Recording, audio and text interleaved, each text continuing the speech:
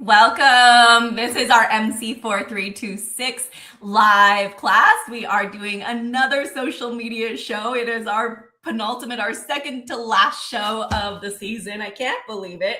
But what I am thrilled about is to be here with such an amazing group of young women who are just like all stars, and I'm sure we're going to really enjoy their show. Also, today, Matilda is emceeing the men's golf tournament. So last week she was doing the women's golf tournament. Today she's doing the men's golf tournament. We wish her nothing but the best, and I'm certain that she is going to do amazing, A, and then B, hopefully share some of her experiences with us. So we wish her all the best. Today, we have someone special joining us, Lila from Agency 3. Say hello and tell us what you said earlier because I laughed so hard. Hi, I am so excited to be here. I am stand-in Matilda. I am following in Ben's footsteps. He did great last week, so I'm hoping to be just like him and be just like Matilda. And we also have a new background. It's the river. It's super pretty. So this is going to be a great show. I'm super excited for this topic. I love the stand-in Matilda and Ben, but honestly, Lila is her own wonderful MC, and I know she's going to bring great energy to us today and great perspectives. Loved her show. Really grateful that you could join us today. Love this background too. It makes me feel like the weather is better than it is. I'm really over the rain, so ready for the river days. Wonderful news. We have a really great team here with you today. Agency 5, Felicia, Kayla, Andrea, and Izzy. They're going to be talking to us about deepfakes and synthetic media, the euphemism and dysphemisms around these terms. And I'm really, really excited to kind of jump in, hear their conversations. And I think this builds nicely from the conversations we've been having over the last few weeks. If you're joining us today, we are streaming live on LinkedIn, Twitch, and YouTube. As always, if you're encountering any issues on one or the other, feel free to switch over. But I am going to pass the torch over to Izzy, who's going to be taking us away to kick off this wonderful show. Yes, hi. So from movies to social media, the line between real and fake is getting harder and harder to see. So how do we know what to trust anymore? Our topic today is deepfake, synthetic media, and visual toxicity. And as technology has been rapidly growing and becoming more detailed, so has the development of deepfakes and severely altering images as well. I'm Izzy. Like she said, I'm here with my co-hosts Caleb, Alicia, and Andrea somewhere. I don't know where she went, but there she is. And we're just going to be taking a deep dive into what deepfakes are, how they came to be, and some real-life applications of the heavy altering versions of it and how it's affecting our media intake and our physical lives as well. So first, I would love to introduce my co-host, Kayla, and she's going to start off with some of our hot topics. Hey guys, I'm Kayla, and I just wanted to get the ball rolling. I wanted to start with deepfakes. So as we know, there's a rapid rise in deepfakes. It's been used in both like a positive and negative light, so I just wanted to introduce it to y'all and see y'all's opinion on it. Some ways that it's beneficial is that a lot of people use it for educational purposes. A lot of people use avatars to learn new languages and learn from historical figures, as well as it helps a lot of like actors who've like lost their voice due to like medical care and like incidents, and it like brings back like some of their character traits that they like lost. But as we know, there's a negative light to it as well. It can be used with very personal uses. It's very intimate sometimes. And prior to deepfakes, we also had other ways that fans created things about celebrities with pornographic material, such as nude hacks, RPF, and manips. I read this article by Melina Popova that categorized it all under sexualized audience engagements with celebrities, but all of those prior were less intimate. It took a lot of time to create, but with deepfakes, it can be mass produced and can be used not only by celebrities, but like regular normal people, because you only need one photo to make all of it. So that leads to my question on whether you believe there's good enough potential about deepfakes to not put restriction on its application. So, yeah. Yeah, I think that it's all in the hands of like whoever is doing the deepfakes, right? Um, with that, like whoever is like making the deepfakes, if they're doing it wrong and they're making it into like pornographic images, or like whoever with whoever's face on it, whoever they want to be, I think that's when it needs to start having restrictions on apps like Instagram, because I think we talked about in class one time how AI art is considered, or AI is sometimes considered art. So it allows it to be on Instagram, and it's pictures of things that normally wouldn't be allowed if it's like a person. And so I think that's where it like gets a little sticky for me, you know? Definitely. I think there should be restrictions on deepfakes because there's always going to be a bad seed out there. It can always get into the wrong hands.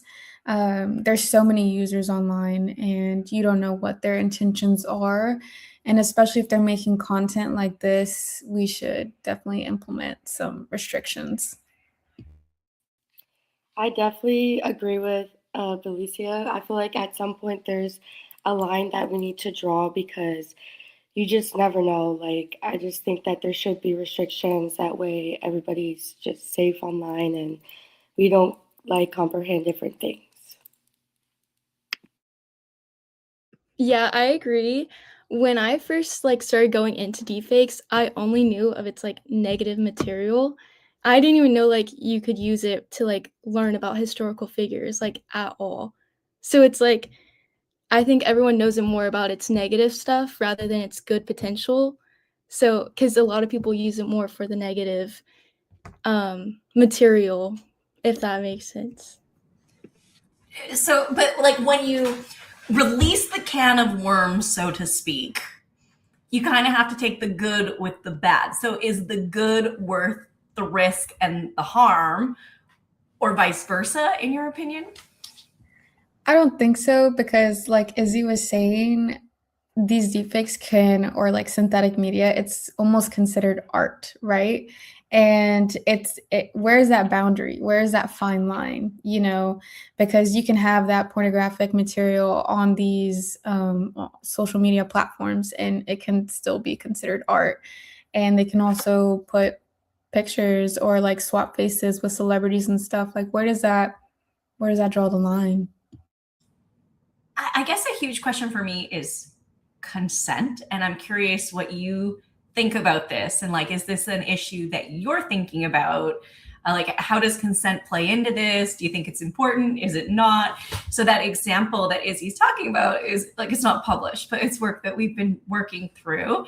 And, in some cases, it's like, the bottom part of this face kind of looks like this celebrity, and the upper part of the face could be that celebrity. So I don't think those celebrities would have consented to being used in the way that we're seeing them. So I'm curious what you think. How does consent play into this? And if it was you and you didn't have consent, is the same true? I guess I'm trying to figure out. Yeah, Go ahead. I absolutely think consent should, like, I think if people consent to it, that's one thing. But most of the time, like, I think last week when we were looking, and in class, we were looking at different AI influencers. And there was a girl that we had, and all of her photos looked the exact, like, every follower she had looked like her. And, like, that's the thing. How do you know they consented to it? And if they didn't, what lengths will these people go to? And like the people that are creating these this is AI, but like pornographic images, the deep fakes, what lengths will they go to get the like, to get the money, to get the view of it? And I think that's just where it draws a line. If there's no consent, there should be no production, because then it then gets into people's personal lives. I've seen it in my friends, like in high school. Things go around, people make things up and make Photoshop edits of people, and it like kind of not ruins their life, but like makes a big impact. And I think that's where consent needs to be drawn, you know? Yes, and then I don't think most celebrities or people in the public eye would appreciate getting their picture posted or bits and pieces of their face on these images. I don't think anybody would appreciate that. And I feel like there's been a couple cases, like with Paris Hilton. There was a case where her face was on pornographic material, and she was suing these users and these people that were doing this to her, because it's not only a terrible thing to happen to her, but also her reputation to think about. Because most people, our generation and everybody that's on social media, it's visual content, and sometimes they don't even double check to even see if it's real or not. So it's a terrible thing to happen. Yeah, with deepfakes, it's like you only need one picture. So before it was like you needed a lot of content to like make it look at least a little realistic, but now it can be like about anyone. And it's like most people don't ask for consent. So it's like you see your face on someone's body like one day and everyone knows about it. So it's like there needs to be consent, but the people creating the content, they don't care about your consent because they could do it and it's considered art. That's why it's everywhere now. So I just think it's a crazy concept that it was like allowed in the first place, because there were ways that they could prevent it from happening before it got like mass produced. Lila, I see you nodding. Do you want to jump in?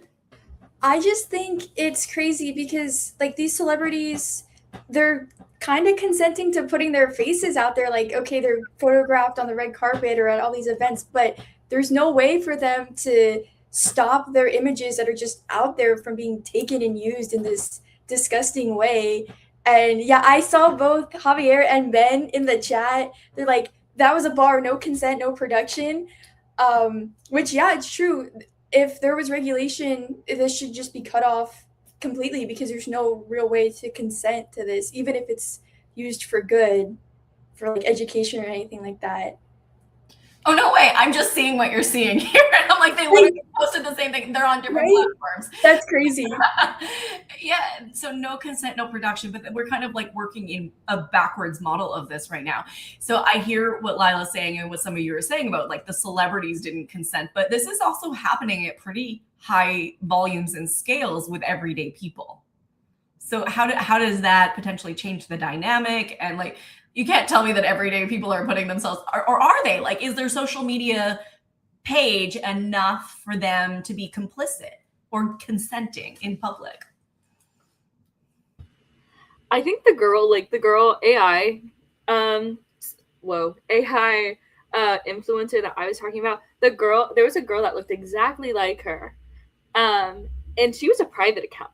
It was a private account. It was solely just her profile picture that they took. So I don't think, like, personally, I don't think that's a public enough domain to take and use, you know?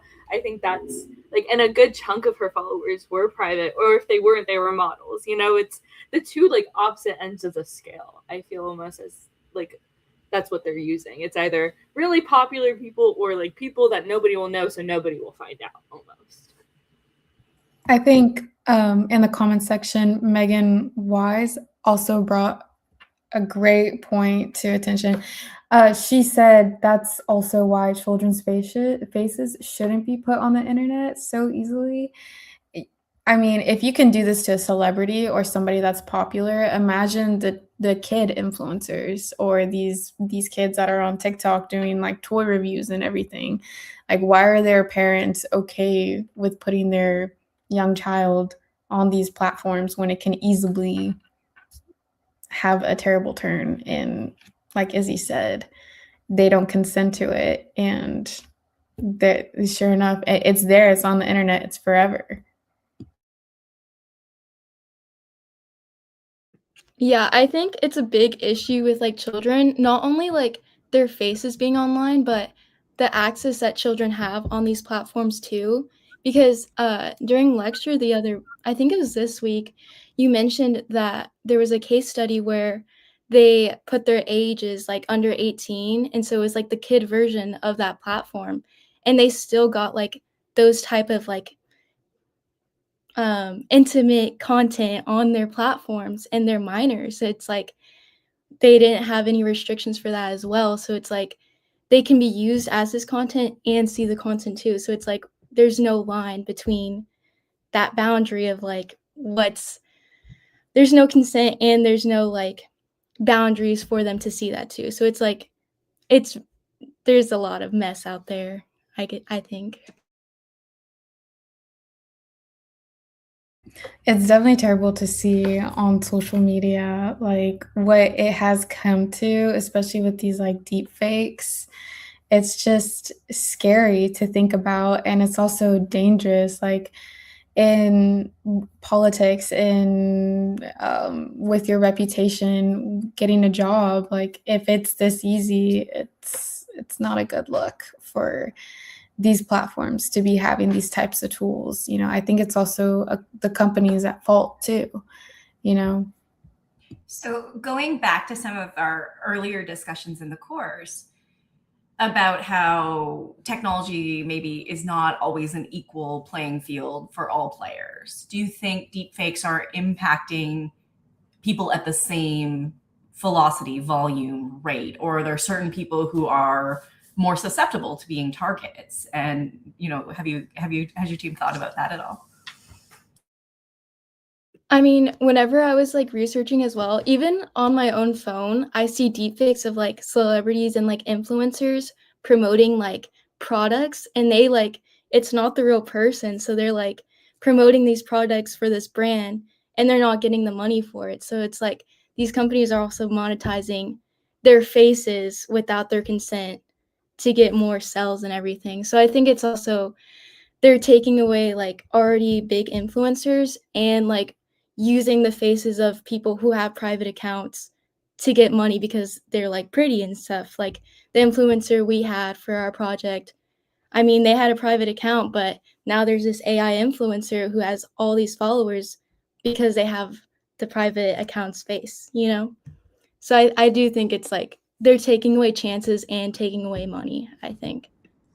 I know you want to move on, but I just think this comment is too good. There should definitely be ways to easily block provocative prompts that people give their AI. And like on that note, I saw some of the chat fields from Replica and Character AI, and like sometimes the like sweethearts and babies were not prompted at all. So I think these kind of things can definitely be built in to the architecture to make sure that doesn't happen. But who's taking over? I believe it's Felicia. Yes, so for our next hot topic, it's going to be AI influencers, actors, and artists, similar to what we were talking about before. But jumping into it, there are a few points that I want to discuss. First would be the damage of reputations to actors and these influencers due to deepfakes. The second would be distrust with celebrities and influencers. And then third would be how their audience relies heavily on visual content, making fake videos believable and possibly harmful. So for my first point, videos of celebrities saying offensive or controversial things, promoting harmful ideas, or being involved in fake scandals. People may believe the deepfakes circulating online before even checking that it's even real, still leaving like a negative image stuck on that influencer or celebrity. So for my first question that I do pose is, should laws limit the use of deepfakes, and should companies or users be responsible for reputational harm enabled by their tools? I think laws are really hard to do because they're so broad and it affects everything. So I think the most effective thing would be the companies specifically having to do regulations, because if you do a law, it has to like go under freedom of speech, press, everything. What do you consider like offensive or anything? But like the companies like regulations and their responsibility for what they promote on their content is like that's their responsibility and job to do, because as we said, like, it's all like a code. They could have prevented this before, but they wanted to like get the money out of it and then be like, oh, if I get backlash, then I'll like restrict it some more and everything. So it's like they wanted to get some money before people started having an issue with it, if that makes sense. Yeah. Sorry. No, go ahead. Go ahead. Yeah, I totally agree. You would think that they would have like shut this down before it even started, but these companies are greedy and they want the money and they want the people to use their platform in any ways possible. So if they're using it in these disgusting ways to create these fake videos, they're still using these platforms and these platforms are still getting money. And so they're probably going to be really slow to regulate it because they want to monetize off of it. Yeah, absolutely. I think it's also really hard to like implement laws over such a broad thing. Like, how are they going to say like what it's like, because it goes along the freedom of speech route, and like how are they going to say like what you can and can't produce like in that way? And I think Ben said it earlier before we even asked this question, but I think it still applies. But I think companies are starting to realize that they're responsible not only for the implementation of AI, but to give proper knowledge on it because of the climate that surrounds it. And I think that's just so well said. Because yeah, like these companies are starting to realize, but what are they doing about it? They're not doing much yet. And I think that that like harm is like coming in like faster than they can handle. Yeah, and then these companies, they're also still taking advantage that they don't have these laws, and it's such a broad, such a like a broad line. Like, how do you even put these rules or regulations on something that you can't really pinpoint, the problem? I just think that they're continuing to make money off of it, and beside like their morals, they just don't care. They really don't. And then they're making millions or however much they're making off of these deep fakes and these terrible people making this pornographic material. It's insane. So if we think about Grok, for example, X's AI system that's built into the platform. We've talked about this a bit this semester, about the sort of like exploitation of largely women and children that the news is reporting on. In order to regulate, I think we need to get to a place where we recognize it's a bug, not a feature. But I'm not convinced it's not a feature rather than a bug. And I'm curious where you all stand on that, because, like, do you see what I'm saying? That, okay, jump on in. I said it before, and Kayla just said it too, but these are codes that people make. They can fix this. They can remake the code. They can make it to where things like this can't happen. They can do that. They just kind of choose not to. And like, even if they don't choose not to, they're not choosing to leave it out of the code, because that's what it is. Like, it's all like code, and you can like copy, erase, you can do whatever. Like, if you're in SJMC, you have to take a digital online media class where you code. We all know, like, all of us should know this, but they're just choosing not to. And I think that's where the problem stems from. It's the problem of, oh, this could give us a buck. Oh, this could give us more views. Oh, this is a controversy that could get us in the news, which all PR, like, or bad PR is still good, or something. There's a quote like that. I can't remember what it is. All publicity is good publicity. Yes, that's what it is. But like, that's what it is. That's what they're doing. Like, even though like what they're doing is necessary, like is wrong, they're still like getting funds from it. They're still making that buck from it, even though people think it's wrong. People are telling them that because of the viewership, they're still making money. And I think that's where like it all lands, is the money. It's like people are just so money hungry right now for it. I'm totally with you. I love this statement by Reagan that says there should be limits on harmful deepfakes. Platforms should take responsibility, but users should be held accountable too, right? Because if a platform is allowing something to happen and it's becoming a problem, it means there's an appetite by the users who are using it. And so it's like, it's a two-pronged problem that we have to solve in such a manner that deals with the fact that like there's an appetite for it in the first place. Oops, I don't know what I just did. There you go.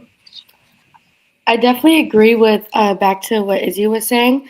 I actually like Danny's comment where it says, "Do you think social media companies allow AI influencers because of the more popularity and to save money from real influencers?" Which goes back to people like being money hungry. I definitely agree that like AI influencers are kind of taking over like our social media world. And we don't know if they're like real people or not. Like sometimes I'm scrolling and I'm like, is this actually real or not? Like it just like it's confusing now because it's like maybe they are like making more money off of AI influencers because they're more popular, getting more likes, more reposts because people want to be like them, you know, more like popularity. And real influencers, it's just like we don't know who's real and what's not real. So I believe that people are definitely money hungry to get more money. Yeah, I saw this in my other class. I had a professor talking about this AI artist who literally reached like 22 million streams on Spotify for a song called Walk My Walk, I think. And no one knew that I was AI until like they started like breaking down the songs and stuff. But like everyone liked that song. So it was like they didn't know until it was like told on the news that it was like AI. So it was like people don't know when it's AI or not anymore, especially for audio things. So it's like they are profiting off of people's like lack of judgment and second guessing about what's real and what's not real anymore. Yeah, definitely. I feel like it also creates like a distrust with these influencers and celebrities, especially whenever they're trying to do sponsorship or do endorsements from these big brand deals. I feel like it can make or break an influencer, and like you said, it's hard to detect it. And how would they know? You know, if they're truly using this product um, or they're just not. And I feel like it threatens most influencers and like these big celebrities, their reputations, and like this is what they rely on, you know, this is their whole entire job. So you remember Matilda said she found that like VI, the virtual influencer on TikTok, and they were doing a live feed. And she's like, I can't find it. So I tasked her with like, go search through TikTok to see if you can find it. And she sent it to me.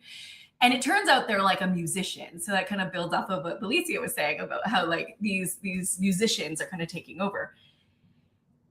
It sent me down a spiral, and I found probably 20 other accounts very similar within minutes. And they have huge followings, some of them 500,000 or higher, but none of them are labeled as AI. And so does that also kind of play into this discussion that we're having? So like, yes, we want governance and we want all of these other things, and they're supposed to be labeled, but they're not labeled.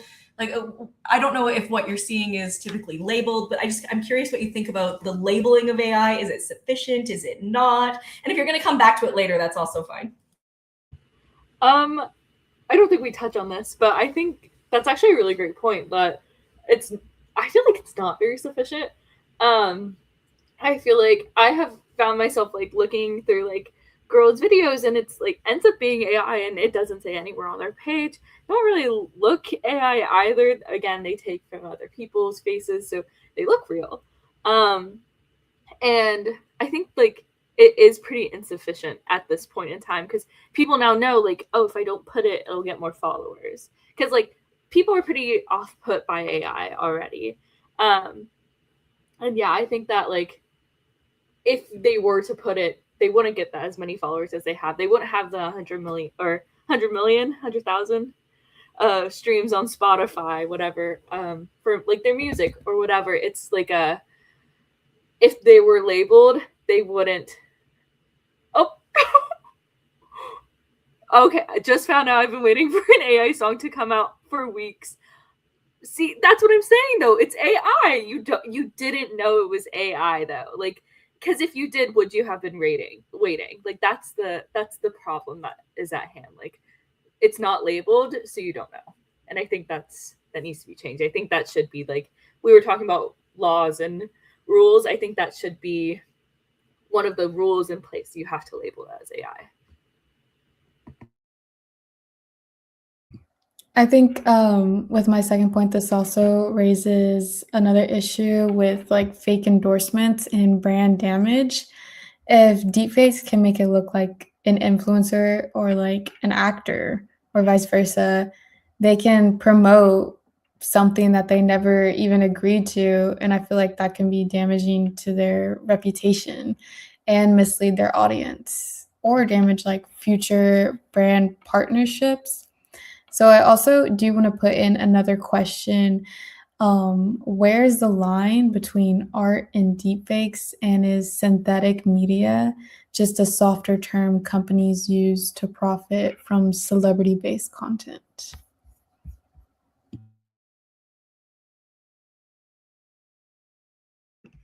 I think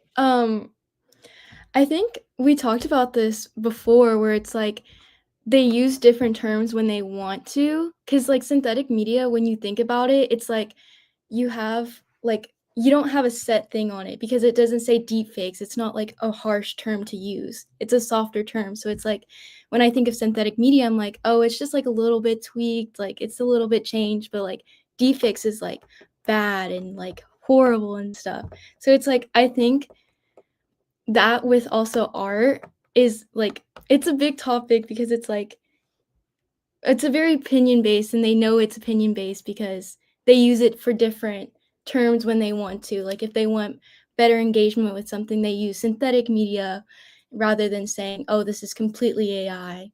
So I think it's I don't know. I think they know when they're using it. It's like a tactic in a sense.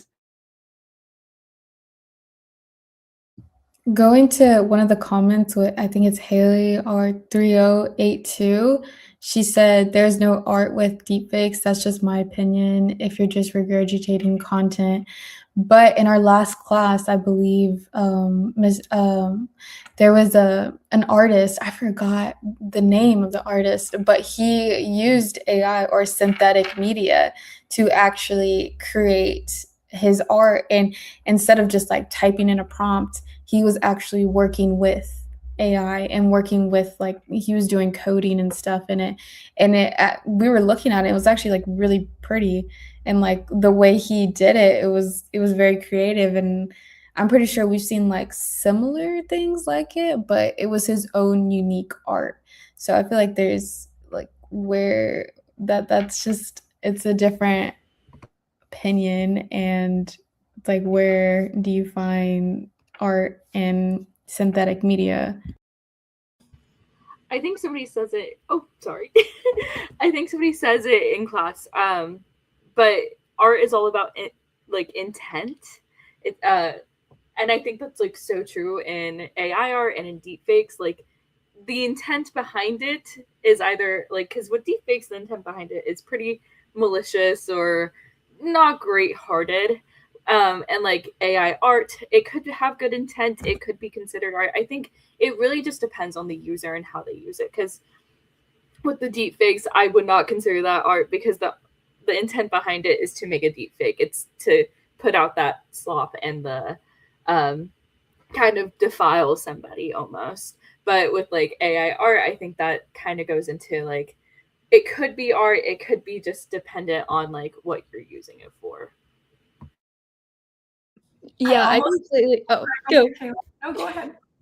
I was just gonna say, like, it's also AI art. When I first thought of it, it was like AI slop because it's like I only saw the bad stuff. But when I saw the one where he worked with the coding, that was really pretty. Like, and he used his strength in that. So it's like I think it goes a lot with like who's using it and how they use it. Because if you're just putting in a prompt and saying use this photo and make it better, I don't I personally don't see that as art because it's like you already have a prompt for it. It's like you're not using your own efforts for it. That's all I want to say. I think Kayla said that so beautifully, and it was kind of along the same lines that I was jumping off of Izzy anyways. But for me, it's always like, what's the intent? What's the motive? What's the end action going to be? And is that going to be harm? But then I run into this tension in myself of like knowing that art has always been political. And that is just inherently true of art dating back a very long way. And so sometimes that political art has created reputational harm or damage to different people, kings, queens, like if you go really far back. And so, how do you reconcile that? Like, I get that, like, it's like the pornography is one thing, but especially like the political deep fakes, to someone that might just be garbage and nonsense, to others maybe that is art. So I'm curious where you stand on this. Like, how do you reconcile this? Like, art is political, and yet sometimes that art is meant to cause harm, and so that has been always true. I also, in my other like class, he showed us this video of this guy from Iran making like Lego content, like it was AI generated Legos.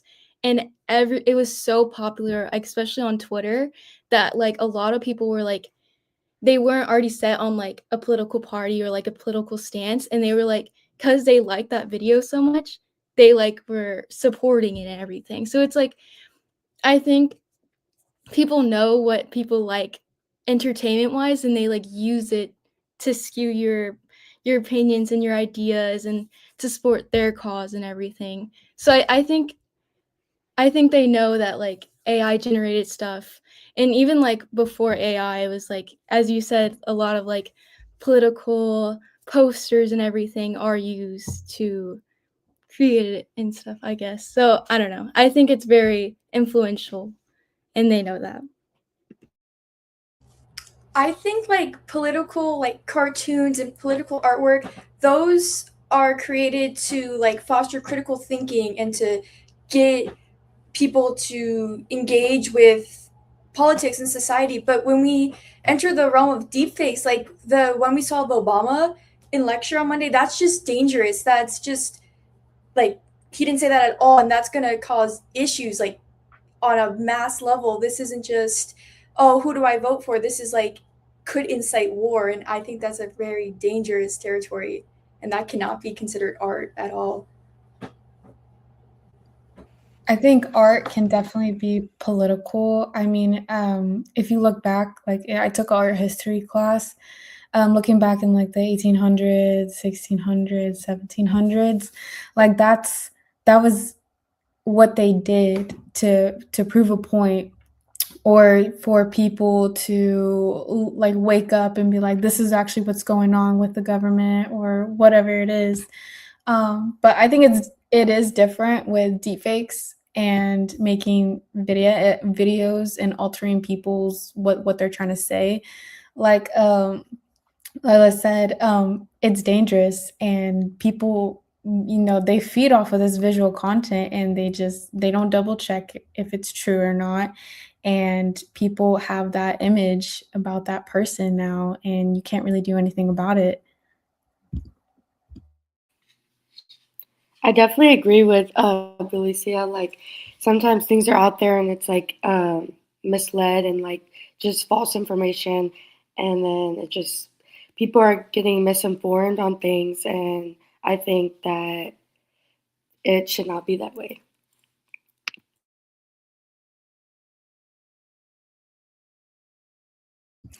Definitely not. No, it really shouldn't. And like in politics, like they can, if they do say, or if they do a wrong thing or something happened with like a scandal, they can easily say, oh, that wasn't me, that was a deep fake, like I never did that. They can deny actual real videos, and they can lose control of the whole entire situation. Say if it was like vice versa and they didn't do that, and somebody altered their face or their voice, they almost like lose control of their own identity and their own reputation. That also raises, I feel like, ethical and legal concerns with synthetic media and deepfakes. Yeah, speaking of synthetic media and deepfakes, I'm gonna move us to our first like article recap. So my article was titled "Deepfakes or Synthetic Media," and basically it says it's the same technology, just different labels. Deepfake feels very negative and alarming, while synthetic media sounds more neutral or even creative. And so my first question is when you hear deepfake versus synthetic media, do they feel different to you? Yes, I feel like synthetic media has a positive connotation versus deepfake. People just think of what, like AI slop, what Kayla said pretty much. Like it's just it has a negative connotation, and it's like no, people kind of just push that to the side versus synthetic media. They're like, oh, this is an actual tool we can use. Yeah, I agree. I think when before I knew, like before we started class, I felt like they were really different, but, like, as, like, we got to know them more, they're very similar. I think I mentioned it before, it's just kinda like when they wanna use it, if they want more negative impact on something, they say, "Oh, that's a deep fake, that's, like, just AI," but if it's, like, they want to promote it more, like, in a positive light, they use synthetic media because it doesn't seem as harsh. Because if you say AI art, it's like a nicer tone instead of AI slop. So in that sense, I think it's like they're very similar when you like dissect them, but like when you like first hear them, they're very different, in my opinion. I guess the question for me is now becoming, is synthetic media also now being synonymous with AI slop? Like, I feel like a lot of people just automatically hear that and they think slop. Do you think so? Like, is it possible that that term is now not even just softening it, but like it might take on a different tone later? Like the discursive meaning might change over time? I think it's definitely possible for it to kind of go into the more AI slop route rather than who said it? Morgan O'Heller said synthetic media sounds like the PR version. As a PR major, that's exactly what it sounds to me. That's what I would use in a press release. Like I would say synthetic media rather than deepfake or AI slop. Obviously, like that's. But I think it can go into that route though because of how much it is being used and kind of abused word in a way. I think all deep fakes are synthetic media, but maybe not all synthetic media are deep fakes too. I I also want to point out something, like, do you think these companies are trying to condition us with saying like, "Oh, this is a deepfake, this is AI art," like, and it's so easy to spot. And do you think they're trying to condition us to where it's like, "Oh yeah, you can easily spot deepfakes in this," so they can push out maybe their own agenda of something, and it's like you can't even spot it, like, it looks so real. Yeah, I think they're trying to make us like trust them when they do like create something very AI like generated and they label it as that. So when it looks more realistic, you don't really second guess it as much. I think it is like a tactic where it's like they're trying to make you trust them and then they can easily say, "Oh, this is kind of tweaked a little bit, but not really, so you should still listen to us." I do think it's like a way that they can control the narrative and like how you see them. I also feel like these social media platforms, like, don't help because they allow like, Instagram, TikTok, even YouTube with their reels, like, they allow these deep fakes to be on there. Even though they try to put the AI generated content, they don't always pop up on every single reel that you see, you know? And especially it can be very damaging, like, with reputations, politics, even with people altering regular people, and can you ruin their reputation trying to get jobs. I also agree with Felicia. And also, it all depends on like your algorithm, like what you're liking, what you're seeing, what you're reposting. And sometimes you may not even notice that you're actually liking. Like sometimes I'm just scrolling and I like it and I'm like, wait, did I really just like that? I'm like, okay, I'm like like it's just like things like that. And I feel like the word deepfakes is like it sounds just more harmful. And yeah, I just feel like sometimes you got to go back and like look at that and be like, wait, is that AI or is that real? Or or is it not real? I think it just all comes down to that. Yeah, absolutely. So, like I said, same meaning, but just two different words and two different connotations. And so the article talks about how Robert De Niro was digitally de-aged in The Irishman, and most people saw that as impressive and not harmful. But it's the same underlying technology that can be used in those controversial ways. The term deepfake is more familiar and triggering, and it triggers a stronger, more negative association. And the news coverage heavily favors deepfake and focuses on the risks like misinformation, crime, and politics. I feel like we hear that term a lot more than synthetic media nowadays. But changing the name doesn't lower the risk on how people think it is, but it does make it people see the more benefits. So my next question is, why do you think a softer term makes something seem more beneficial, but not less risky? I think it's just trying to, like, these platforms trying to push out their own content and trying to get away with certain things because it makes money. They make money off of it. So they allow that softer tone, that softer kind of like language to just kind of manipulate the users and manipulate these people. Yeah, I think like you said, it's like a PR tactic because when you skim something, a deepfake is kind of like a trigger word. So it's like when you see that, you're like, oh, that's bad. But if you say like synthetic media, you kind of just like skim over that part. And then if you like reread it, you're like, oh, like fake media. So I think it's like they use it as a softer term so it goes past a lot of people.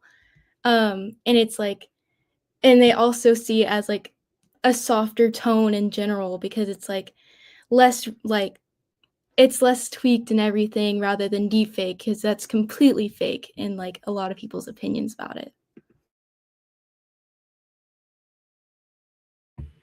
Yeah, absolutely. I thought that movie sucked. Javier said, which is really funny, but in the movie, like when he's de-aged, it's like kind of like jaw dropping because especially like growing up with Robert De Niro, like I like see him as an old man. Like he is an old man. He's older than my parents. Like I've always seen him as that, and so seeing him so young was like kind of like jaw dropping, and it did make you think, oh, like could this be like good? Could this like AI synthetic media like end up being good? But at the end of the day, it's the same thing as the deep fake, and so it for sure makes it seem more beneficial. Like I think um whenever I hear synthetic media, I think of like, oh, like I think of AI art, like what we saw the other day in class, or I think of even like people using it for their like using ChatGPT for their notes, like something less harmful, but in reality, it is the same as like using the term deepfake. And as I said, news articles love the term deepfake. Rather than synthetic media, they love talking about it. It's more jaw dropping. It's more it pulls you in a lot more. I feel like when you hear synthetic media, like Kayla said, you can kind of glance over it. It's a little prettier. But with deepfake, it like stops you in your tracks. Yeah. Okay, so the article then talks about how synthetic media can act like a euphemism, softening how technology is perceived. But context matters. It's the same tech that feels creative in entertainment, but dangerous in a political use, as we said. But the overall idea is language doesn't necessarily change fear, but it does shape openness and acceptance. So my last question for y'all is, do you think the issue is technology itself or how it's being used and labeled? How it's being used 100%. Like if it gets into the wrong hands, like we were talking about earlier, like it can just cause so many problems, like pornographic material, disinformation, altering people's faces, with celebrities, AI influencers taking other people's ideas. It is I don't think it's like the technology itself, because it can be beneficial, like with so many things. It has so many positive connotations, but like we were talking about, there's just the negatives outweigh so much more than the positives. So that's what I think. I said earlier, like there always has to be an appetite for something in order for it to get off the ground. And if there isn't, then it's not going to go anywhere. However, I think that this question flips back on itself at the point at which the technology becomes so good that people can no longer discern what is true and what is real, right? And so I feel like it's maybe somewhere in the middle there. And like right now, it might be more like it's the technology and the users, but later it could become a problem with it's so good, right? It's so good at doing this that we don't even need real people. That's exactly what I was going to say. It's in the middle. Like, why can you use technology in this way to begin with? But then also, why are people using it like this? What they found out that they can use like this, and they're still doing that. So it definitely is in the middle. But as you said, Dr. Stewart, I think it will evolve, and I think it will probably be more on the user, because I think if they do regulate, if these companies regulate their platforms, there's going to be a way to work around it because people still want to profit off of videos and such. Yeah, I was gonna say the same exact thing. It's like the technology itself, like in the business that produces it and like what it's allowed to do, but it's also the people who creates the content, which is kind of like goes into our newsworthy component. So Andrea, if you want to like talk about that a little bit. Yeah, so I'm so excited to share this newsworthy content because it's actually a documentary that I just watched, and I thought it was super. It was on Netflix, and I think it's like super interesting. So, first off, I just want to say like, photoshopping can not only be AI, but it can also be like when people manually do it, like also just with like tools online instead of just a one AI and just send it through like ChatGPT or something like that. But I think it's actually less noticeable, and some people can actually get away with it, but it can also harm your future. So the documentary is actually called The College Admission Scandal, and it was known as Operation Varsity of Blues. And it was where photoshopping came into place, where the parents would actually pay like top dollars, like lots of money, to this guy called Rick Singer. And they did this because they wanted to get their kids into top universities, like top elite, the biggest universities. And he would do this by overlaying their students' faces onto bodies that these athletes, like he would find like online or just anywhere, like content, could be any athlete. And he would find them on the internet and then pass their kids off as star athletes, which I think was actually insane to me because I'm like, how did you do that? How did you go so long doing this without getting caught? But eventually he did get caught and went to jail. But this makes me think, oh, and also the students did not know about this. Like, I think that's pretty insane. So this makes me think, like, what other kind of photoshopping things could be out there? And the name of the documentary was The College Admission Scandal. And like, yeah. Okay. I was like, what's she talking about? I feel like I know. Yeah, I mentioned it. Sorry, I mentioned it very briefly. Can you give me a quick synopsis about the film in the documentary in case they haven't seen it before you ask that question again? Wait, I'm sorry. Can you repeat that one more time? Can you give us a quick summary of the documentary just before you ask that question again? Yeah. So basically, at the beginning, it shows like just how he photoshopped and how he actually got in contact with people, how he started his own business and stuff. It was just, and there during like the documentary it shows you like really deep in detail like how he did this, how he got away with it, how the professors were involved, and how he paid them, how he paid other people to take the test for the students. It just shows everything step by step, and then eventually how he got caught, and it was like a fraud basically because I think it just got out that somebody mentioned that he was giving money, like, so it was basically like a foundation, it was kind of like a scandal. Like parents would pay into the foundation, and instead of like it being just like pay him directly, it was just like a foundation. So it was like helpful in a type of way, but really it was more like he was getting the money, he was trying to make money and also benefiting them. But at the end of the day, like they all pretty much went to jail and stuff, and they all got caught up with it in the end, which was pretty bad. But I think it's crazy how he did this manually in photoshopping, and it just blew my mind.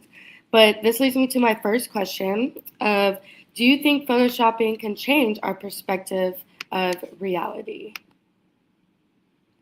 I think it was kind of like a gateway to how we use AI because I mean, ever since I've had social media, I know a lot of people Photoshop their images, like they would like tone down their face, smooth out their skin, and I think it does like change our perspective of like at least like bodies and like reality. Like I mean, before we talked about how even before AI, people like manipulated content of like political figures, celebrities, everything.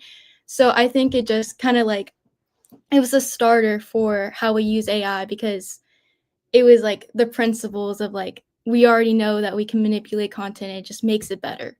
So I think it definitely does change our perspective of how we view things because they got accepted into the colleges and had scholarships, and it's like once you get there you don't look like the athletic person, so it's like I don't know. I yeah. Yeah, I definitely agree with that. I was like, how did they get away with that? Like what makes me think is like when they go into this, how are they going to be able to get away with this? Like, are they actually like that smart? Like, how are they going to get away with this? And then like, I guess they just go and they're not going to pursue their degree and their athletic, whatever it was. But I guess it got them in. But I think it's like pretty sad um, how other people like actually want to get in and they actually have like that knowledge and like they're probably smarter than the other people. But I just think how photoshopping, like I think it's crazy how it plays into the whole documentary and how it like started and things. That's why I'm like, what else is there out there? Yeah, it's like how long were they able to get away with this? Because when did they first release the document versus like when it actually happened and they just now released the document, you know? It's like that was back then with old Photoshop. Like, could you imagine what they can do now with it? Like, it's insane. It's like these deepfakes that we were talking about. They literally alter what the students like physical body and like their face, and they get with their SAT and ACT scores. It's insane. Yeah, I think like somebody said how it used to be what's the difference between doing it manually versus AI if they're going to blame it being AI anyways, should we just have zero trust? But I think that raises the question of like, oh, like this was done manually before. Like deepfakes have been around for a while.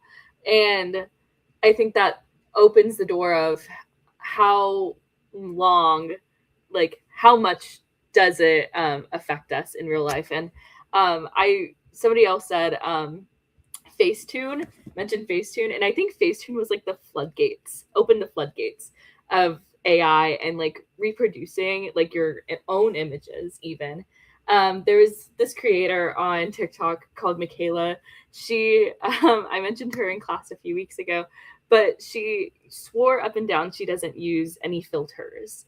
And it turns out like she does. It always says at the bottom of her videos a certain like filter, and it like completely changes her nose and her chin, makes her look slimmer. And I think like that was first opened up with Photoshop. Photoshop was like the entrance, and then I think Facetune opened those floodgates after that because I think Facetune was heavily inspired by Photoshop and a more user friendly way of doing it because Photoshop is kind of hard to do whenever you don't really know what you're doing. I agree. I feel like as technology has developed, like just more things are developing more and more, and I feel like AI is getting more like knowledgeable, and it's just crazy how Like, we don't know what the difference is. Like, how are we going to tell the difference? And I believe that Facetune was the first thing. And now it's like, what's next? What's going to be in the future? What's going to harm next? Yeah, it's definitely just like a transition. We started with Photoshop. Okay, it was a little hard to use, as you said. Facetune was a little more user friendly, but now you can just throw a picture into an AI generator and be like, "Make me prettier," and it's as easy as can be. So yeah, I think it's just a natural progression, and it's kind of scary.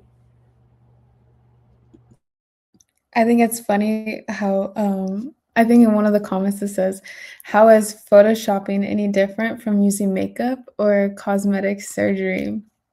I think with just like Photoshop in general, or like you said, Izzy, Facetune, it capitalizes on people's insecurities, you know, and it makes people like, oh, I want to look like this, or like even bringing up the Kardashians, everybody wanted to get a BBL, and certain things like that. Like they just capitalize of what people want and what people thinks looks good, and I think that's also a dangerous thing. And I think it's funny with using makeup and cosmetic surgery. I mean, yeah, it can be bad.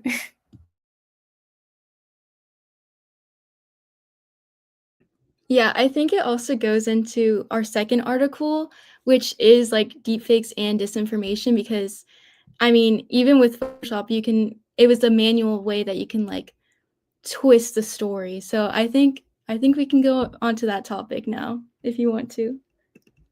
Yeah, definitely. For our second article we dove into deepfakes and disinformation on the internet, especially through political video deception, uncertainty, and distrust within the news.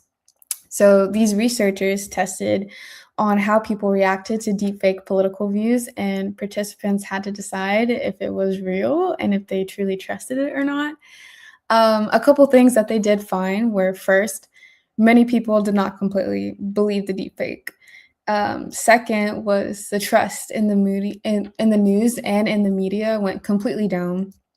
And the third would be visual content made things so much worse because people just believed it and they didn't double check if it was true or not. And participants had a hard time detecting these deepfakes, and accuracy spotting was about 50%, which means people were guessing half the time. And that's honestly really scary. So going back to my first point, which there was many people that did not truly believe the deepfake, it creates a real problem with uncertainty about what is true and what is not. This makes people form different opinions and make a decision, especially, or it could possibly lead to a bad or a good decision. This also brings up presidential elections with politics. So, my first question would be, how do deepfakes affect political communication during elections, and should there be laws to control them with these heavily influenced political situations?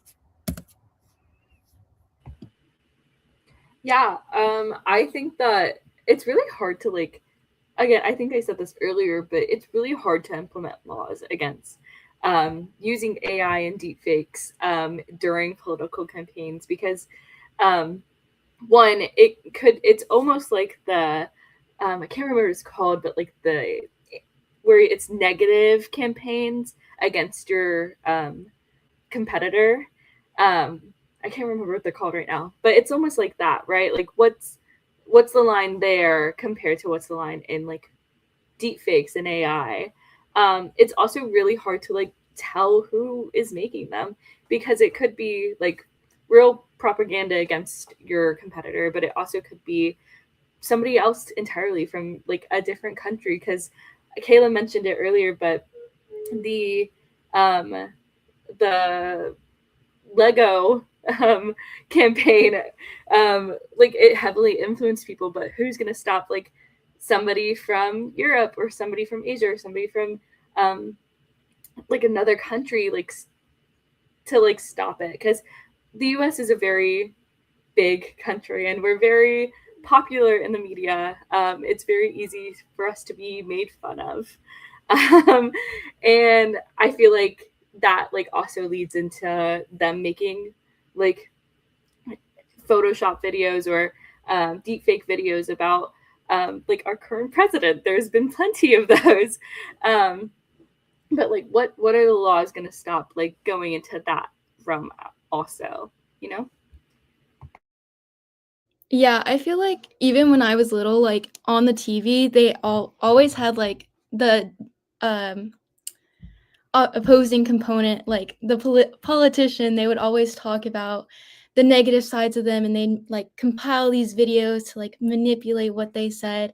And deepfakes just make it more realistic. So it's like I I think it's gonna be really hard if they want to make a law about it, but I don't think they would because both parties are most likely doing it. So it's like it kind of cancels out like the playing field in a way. So I think if there was ever a law, it'd be a very vague law, I think. I don't know. It's a very hard topic because it's wishy-washy.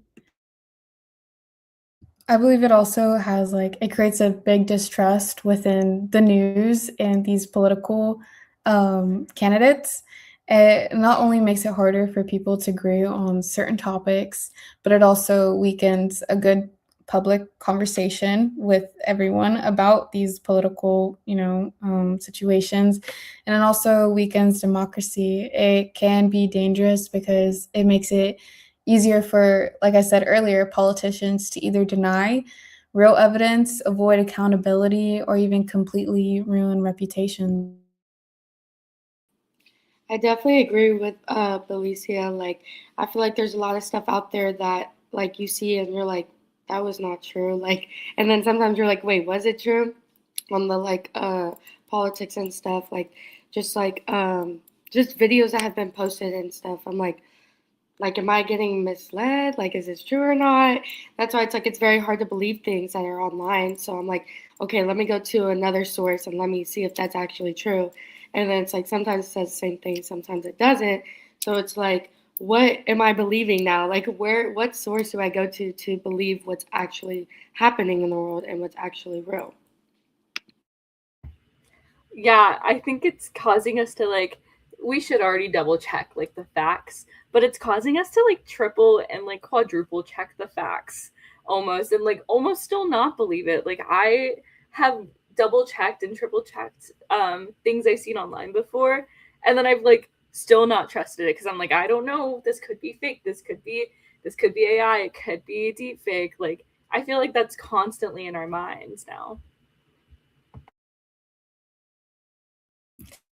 Definitely. I think in one of the comments to Liberty Twitter, they said, wouldn't it infringe our constitutional right to free speech to outlaw such things?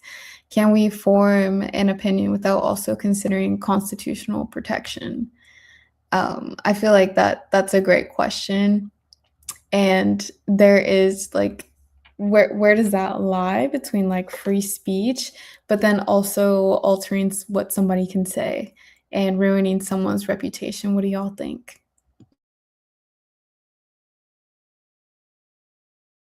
I think they made a great point because I feel like I mentioned it earlier where like for another thing it's like really hard to make a law because it could um go into the area of free speech and free press. So it's like I think as I said before, it's also like we've been doing this. It's just more realistic now.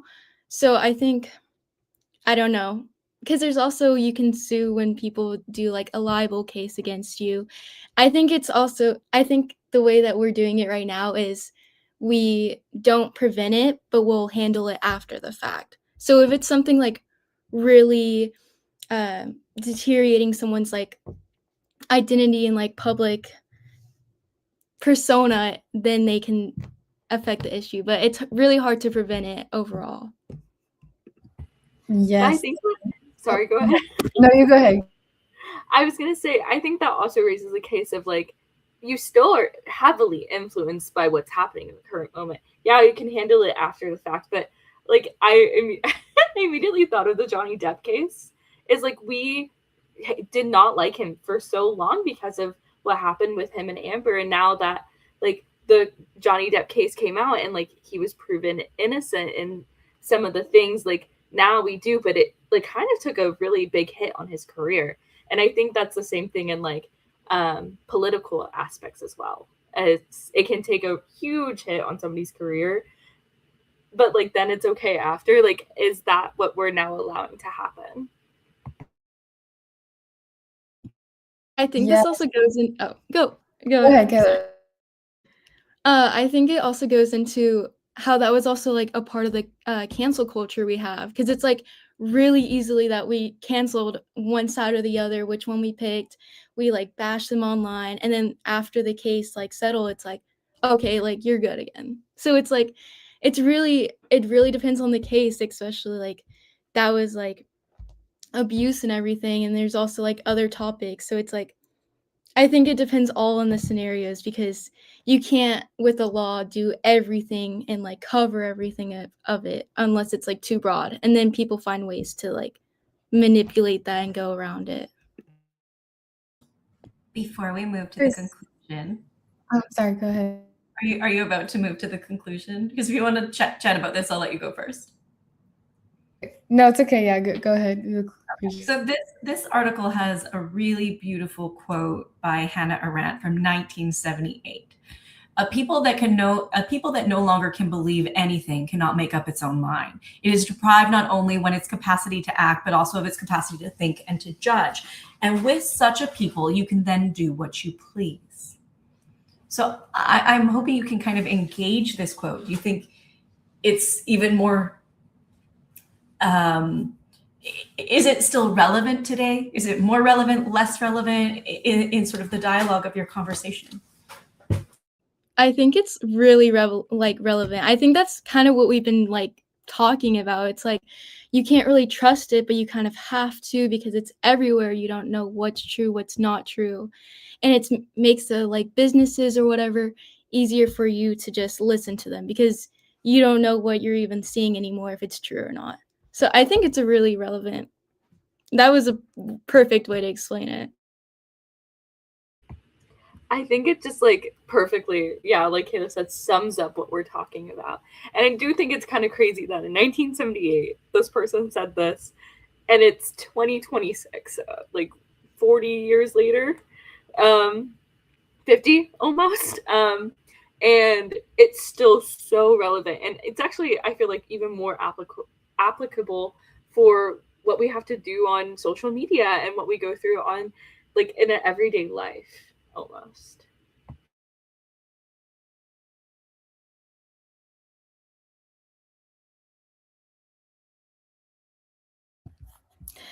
Yeah, definitely. Another question I did want to ask would like, would there should there be like an ethical line to be drawn for like political or like deep fakes and that could mislead people and certain public figures?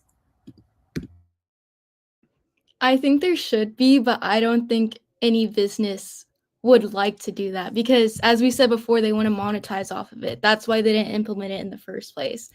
So I think there should be ethics codes and everything, and like their own moral code if they want that to be the face of their company, but they also make money off of it. So I think there should be, but I don't think there's going to be. When we think of like the freedom of the press and the job and role and objective of journalism, and that is to inform the public, right? Like that is supposed to be the mantra. But now we know a lot of that is being offloaded to social media. Does social media companies have the same mandate to inform, or are they purely there to kind of keep propelling us in this attention economy? And does that change how regulations, labels, like all these great things that you've been discussing the whole show actually come into play with synthetic media, deep fakes, AI slop, whatever term you want to use? Does that change the job, the role, the objective of these platforms?